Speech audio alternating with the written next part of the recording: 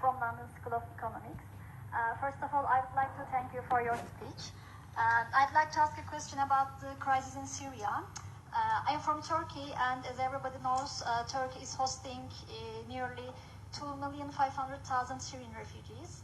And some Turkish people are criticizing Saudi Arabia on the grounds that Saudi Arabia isn't accepting refugees and it isn't doing enough for refugees as a rich country. And as you said, there is a responsibility. You said that Saudi Arabia has a responsibility in terms of it's a center for Islam. So some Turkish people are also saying this. It's an Islamic country, so why isn't it doing enough for Syrian refugees? So I'd like to ask about this issue. I'd like you to elaborate on Saudi Arabia's refugee policy. Thanks. Thank you. I'll ask you to take that directly. Yes, thank you. I think we could have done a better job explaining what we've done with Syrian refugees. Saudi Arabia has issued more than 2.5 million visas to Syrian refugees since the crisis began. We put out a statement. Nobody noticed it. 2.5 million came to Saudi Arabia.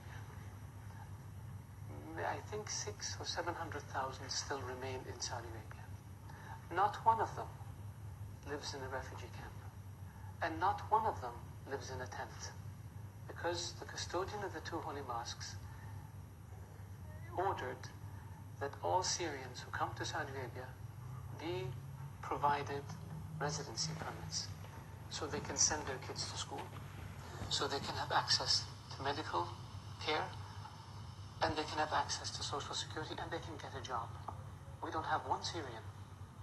All the Syrians who came to Saudi Arabia, 2.4 million, not one of them lives in a tent.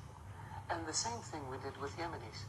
Since the war in Yemen began, almost 1 million Yemenis came to Saudi Arabia as refugees. And the same policy was applied to Yemenis. Not one of them lives in a refugee camp, and not one of them lives in a tent. And we don't brag about it, and we don't put TV cameras in front of them, because that, to us, is what our culture is all about. These people came because their homes were devastated.